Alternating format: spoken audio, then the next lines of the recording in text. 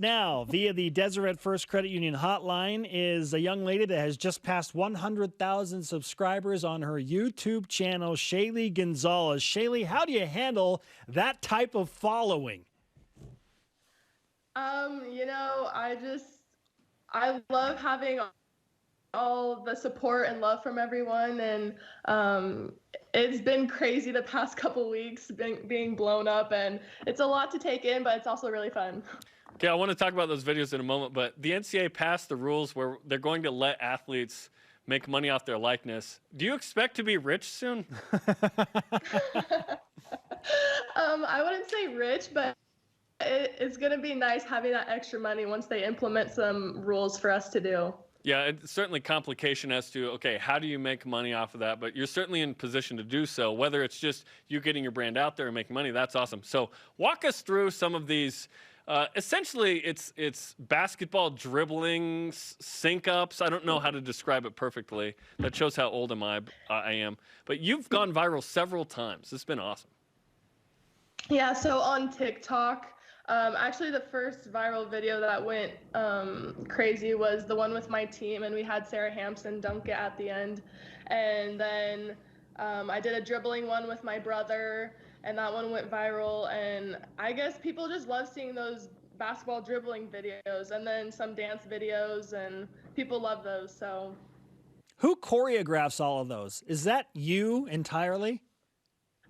Some of them I get ideas from other people and then credit them, and then some I just make up. So yeah. Are you better on social media or as a basketball player? Basketball. I love basketball way more. Social media is just for fun. I love doing it, though. I love that you've combined those two. And you did this before you even came to BYU. So what were the influences for you to want to document your life in this way? Yeah, so high school I wasn't very big, but I'd watch YouTube videos of other college athletes, and I was just sitting there watching them and being like, wow, like I want to do that, like it's so cool. And I knew I was creative like that and loved making videos, and I never thought that I would hit 100,000 subscribers. Like that never like crossed my mind, but it's just crazy to think that has happened. But yeah, just getting inspiration from other athletes really helped and just sparked my interest in it. Well, your journey has been intriguing because you're coming off reconstructive surgery on your ACL a little over 9 months ago. And I'm sure that a lot of people that are dealing with injuries and athletes are kind of grasping onto that. So what kind of feedback have you received as you've chronicled that difficult journey back to full playing health? I've been having so much support from all those people. A lot of people are really inspired by it. I get DMs from a lot of people saying like, you've helped me through my process, and that was my whole point, was to just show that like even if something really bad happens to you, even if you get injured as an athlete, that you can get back to 100% and to kill it again. Like there's no reason to just give up on yourself. You need to keep going and stay strong. So we were just talking about just inspiring other people. Absolutely. We were just talking about Kyle Collinsworth. He tore his ACL in the West Coast Conference Championship game one year, and then the next year came back, and he was the triple-double king and played in the NBA. I mean, it can absolutely happen. Tyson Williams, we just saw it, tore his ACL in football, and now he just signed with the Ravens. So you'll be the next in line. Do you feel like you're going to be, absolutely, a different player at all, or will you be very similar? For sure. I feel like definitely sitting out a year and watching, like being on a different like perspective. I was sitting watching my team. I understand the game like in a different way, I guess you can say.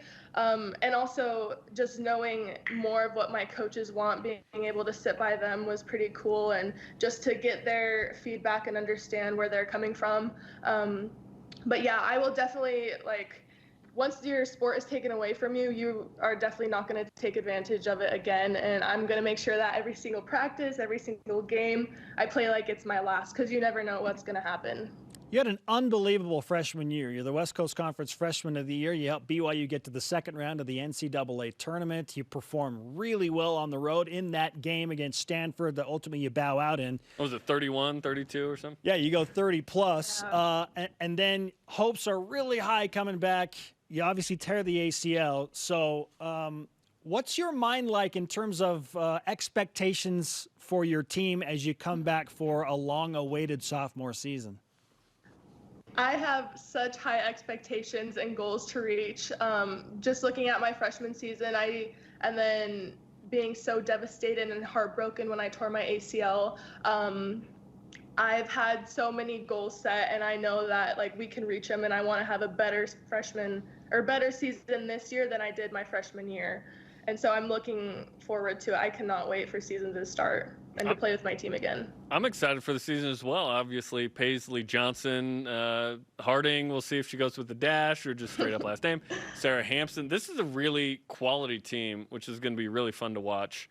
What do you expect from this group in terms of what you learned with kind of the disappointment of how this season went?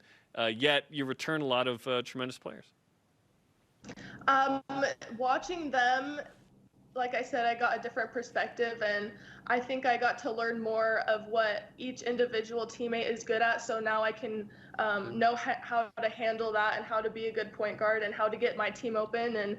And we are so deep, and we have so many girls who can do so many things, and we have new girls coming in, and we're going to be really stacked this season. I can't wait. It's going to be fun. Shaylee, we'll finish with this. When do you expect to be 100% ready to go? Right now it's hard because I'm not getting that 5-on-5 scrimmaging right now. So physically and like my knee, it's like 100% strong and ready to go. I just need to get on that court and get some up and down. So once that happens, then I'll be full confident. Hey, in the meantime, strengthen that knee with TikTok videos and more YouTube awesomeness. And if you want to see more, just Google Shaylee Gonzales. It's that simple, right? Yep. Thank you for having me, guys. You got it, Shaylee. Stay safe, and we'll talk to you soon. Thank you. Shaylee Bye. Gonzales on the Deseret First Credit Union hotline via Skype. Deseret First, you know why, we show how. 100%.